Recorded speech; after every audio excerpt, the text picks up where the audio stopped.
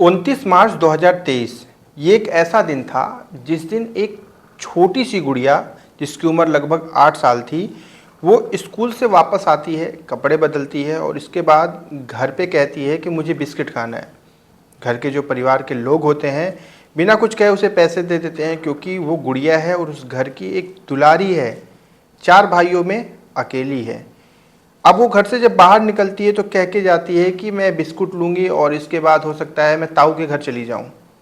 किसी को इस बात से कोई एतराज़ नहीं है क्योंकि वो तो सबकी गुड़िया है, सबके घर आती जाती है और सबकी वो बहुत चहेती है। लेकिन जब वो गुड़िया घर से निकलती है बिस्किट लेने, तो वो ना दुकान पहुंचती है और ना ही ताऊ के घर पहुंचती है और शाम तक, रात तक वो अपने घर भी वापस नहीं आती है। आखिर ऐसा क्या हुआ? नमस्कार दोस्तों, मेरा नाम है जीआरडी और आप देख रहे हैं 8 PM विद जीआरडी। आज की ये जो घटना है, ये हर किसी को अंदर से झकझोर के रख देगी। थोड़ा सा वक्त निकाल कर सुनिएगा क्योंकि इस मासूम की ये कहानी है और इस घटना को जो अंजाम देने वाला शख्स है वो इतना ज़्यादा बड़ा हत्यारा निकलेगा, इस चीज़ का अंदाज़ा किसी ने नहीं लगाया था। चलिए इस कहानी की हम शुरुआत करते हैं। ये राजस्थान की घटना है, ध्यान से सुनिएगा और समझिएगा। एक मासूम बिटिया होती है जिसे प्यार से सब गुड़िया बोलते हैं। 8 साल उसकी उम्र है। वो स्कूल से जब वापस आती है तो कपड़े बदलती है, स्कूल का ड्रेस चेंज करती है और अपने घर के लिबास में आ जाती है और इसके बाद इधर उधर खेलती है, कूदती है। इसके बाद माँ से बोलती है कि मुझे कुछ पैसे दीजिए, मुझे बिस्किट खाना है। घर के और भी सदस्य होते हैं, वो बिना कुछ कहे उसको पैसे दे देते हैं क्योंकि वो लाडली है घर की और सबकी चहेती है, इसलिए वो पैसे पाती है और जाते वक्त कहती है कि मैं बिस्किट लेकर ताऊ के घर चली जाऊंगी।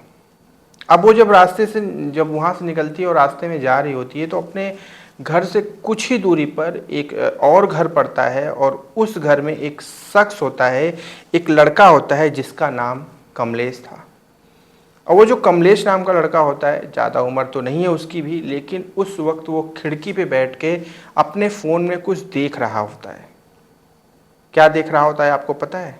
वो उस वक्त पॉर्न देख रहा होता है, मतलब अश्लील फिल्में।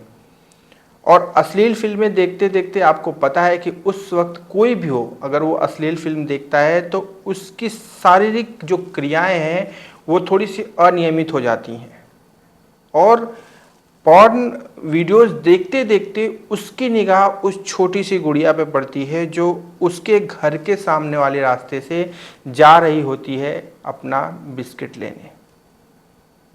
उस कमलेश नाम का इंसान उस छोटी सी गुड़िया को प्यार से पुचकार के बुलाता है कि आओ, तुम्हें हम टॉफ़ी देंगे। अब छोटी सी गुड़िया उसको भैया बोलती है क्योंकि वो उसके गांव का ही है, इसलिए वो अपने से जितने भी बड़े लोग होते हैं सबको भैया बोलती है। तो वो पिछले बहुत दिनों से वो जानती थी भी कमलेश को, वो गुड़िया, इसलिए उसको ज़्यादा परेशानी नहीं हुई और जब कमलेश ने बुलाया तो वो फिर चली गई उसके पास।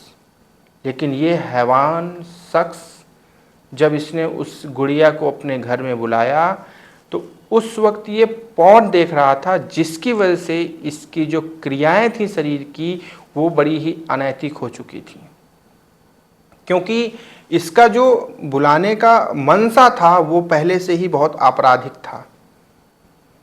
और ये जैसे ही उसको घर में बुलाता है, उस छोटी सी बिटिया को लेकर ये बाथरूम में चला जाता है और उसके साथ कुछ अनैतिक जो है क्रियाएं करने लगता है, कुछ छेड़खानी करने लगता है, प्राइवेट पार्ट्स टच करने लगता है, जिसका विरोध वो छोटी गुड़िया करने लगती है।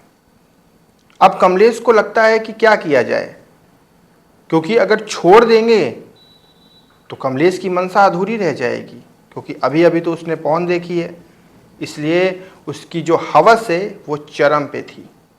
और वो हैवान इंसान एक रुमाल उस छोटी सी बिटिया के मुंह में ठूस देता है और ठूसने के बाद उस छोटी सी बिटिया के साथ बलात्कार करता है। अब ये असहनीय जो दर्द था वो गुड़िया उस असहनीय दर्द को सहती है, लेकिन ये इंसान, ये कमलेश नाम का जो ये दैत्य है, ये रुकता नहीं है। ये लगातार करता रहता है और तब तक करता है जब वो असहनीय दर्द को वो बिटिया, वो गुड़िया नहीं सह पाती है और वो दम तोड़ देती है। लेकिन अभी भी इसकी हवस खत्म नहीं हुई थी। उसके मरने के बाद भी ये फिर से उसके साथ रेप करता है, और जब इसका हवस का भूत खत्म होता है तो जब वो उसे उठाने की कोशिश करता है तो वो एक मृत शरीर होता है उस गुड़िया का, जिसकी वजह से वो पूरी चारों तरफ से लथपथ हो जाती है। शरीर में किसी तरह की कोई क्रियाएं नहीं हो रही होती हैं। कमलेश समझ जाता है कि उसके इस कृत्य की वजह से वो लड़की मर चुकी है। अब कमलेश का दूसरा दिमाग देखिए, अभी तक उसकी हैवानियत अभी तक उसकी उसके अंदर जो कृत्य जो उसने अभी तक किए थे वो उसके हवस की वजह से थे। अब उसकी हैवानियत आप देखिए। अब उसे पता था कि अब तो ये मर चुकी है, इसलिए अब खुद को छुपाना है, खुद के गुनाह को छुपाना है। फिर वो एक धारदार हथियार लेता है और उससे उस छोटी सी गुड़िया के मृत शरीर के 10 टुकड़े करता है और उस 10 टुकड़े को अलग अलग थैले में भरकर बाथरूम में छिपा देता है। इधर जब शाम तक बिटिया वापस नहीं आती तो उसकी छानबीन शुरू हो जाती है और पूरे गांव में हड़कंप मच जाता है कि कहाँ गई वो छोटी सी गुड़िया। हर किसी की लाडली थी, इसलिए हर कोई बेचैन था उसे खोजने के लिए। अब चीज़ें आगे चलने लगी, जब पुलिस की इसमें एंट्री हुई, पुलिस को सारी चीज़ें पता चली तो फिर तब्दीश थोड़ी तेज करी गई, सारी चीज़ें करी गई। अब उधर की बात छोड़ के थोड़ा सा और इधर आते हैं। जब कमलेश ये सारी घटनाओं को अंजाम दे रहा था उस वक्त उसके घर में कोई नहीं था। कमलेश अपने माँ बाप का इकलौता लड़का है, तो उसके माँ बाप उस वक्त घर से बाहर थे। लेकिन जैसे ही शाम को वो वापस आते हैं तो फिर उन्हें सारी चीज़ें पता चल जाती हैं। अब पुत्र मोह में बाधित होकर ये माता पिता अपने उस आपराधिक बच्चे को बचाने के लिए उसके साथ उस कृत्य में पूर्ण सहयोगी बन जाते हैं। कैसे, जरा सुनिएगा। जब उन्हें पता चलता है कि ये इतनी बड़ी घटना हो चुकी है, पहले बलात्कार हुआ और अब वो बच्ची मर गई, अब उसके शरीर के 10 टुकड़े भी हो चुके हैं और ये सब करने वाला उनका इकलौता बेटा कमलेश है, तो वो अब सोचने लगते हैं कि वो अपने बेटे को बचाएं कैसे। तो वो अपने बेटे का सहयोग करते हैं और आधी रात के समय ये उन्हीं के घर से 200 मीटर आगे एक खंडहर होता है जहाँ पर किसी का भी आवागमन नहीं होता है। वो एकदम सुनसान जगह होती है और कमलेश के माता पिता ही उस जगह का चयन करते हैं और बोलते हैं कि यहीं पर इन टुकड़ों को फेंक दिया जाएगा, जिससे ज़्यादा किसी को पता नहीं चलेगा। रात्रि का समय होता है, कमलेश उन सारे टुकड़ों को लेकर जाता है फेंकने के लिए। उधर कमलेश के पिता खंडहर के आसपास निगरानी करते हैं और कमलेश की माँ घर के पास निगरानी करती है ताकि कोई रात में ये चीज़ ना देखे कि क्या यहाँ पे घटनाएं घटित हो रही हैं, और उन पूरे टुकड़ों को उस खंडहर पे फेंक दिया जाता है। अब जब यहाँ पे खोजबीन शुरू होती है, अगली सुबह होती है, चारों तरफ खोजबीन शुरू हो जाती है, तो कमलेश दूसरों की तरह खुद भी जाकर बड़े ही नाटकीय तरीके से उस बच्ची की खोज में लग जाता है, ये कहते हुए कि खोजना है, कहाँ चली गई। किसी को ये नहीं पता था कि ये इंसान, कमलेश नाम का ये शख्स जो साथ में खोजने का नाटक कर रहा है, असल में यही उस बच्ची का हत्यारा है। चीज़ें ऐसे ही चल रही होती हैं। इसके बाद जब जो है डॉग्स आते हैं, जो कुत्ते जिन्हें सीआईडी कुत्ते कहा जाता है, गांव की भाषा में लोग उन्हें सीआईडी कुत्ते कहते हैं, जब वो आते हैं तो खुलासा तुरंत हो जाता है।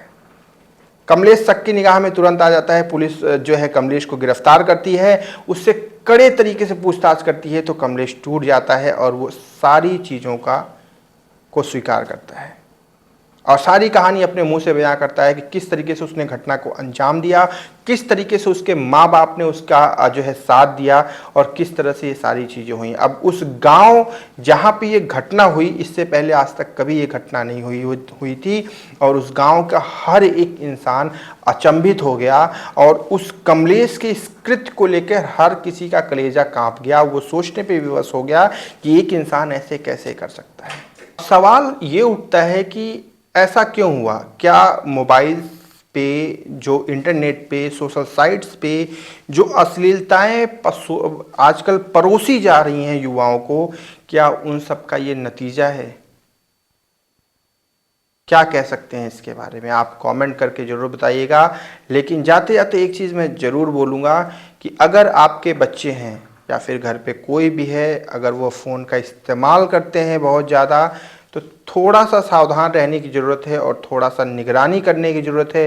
कहीं ऐसा तो नहीं कि आपका बच्चा मोबाइल यूज़ करते करते उसका इस तरीके से इस्तेमाल करना शुरू कर दे जो एक दिन उसे एक अपराधी बना दे। इसलिए सतर्क रहें, सावधान रहें और सुरक्षित रहें। ध्यान रखें इन सारी चीज़ों का। और मैं मिलूँगा अगली वीडियो में एक नई सच्ची घटना पे आधारित कहानी लेकर। तब तक इस वीडियो को लाइक और चैनल को सब्सक्राइब जरूर कर दीजिएगा और ध्यान रखिएगा अपना। जय हिंद।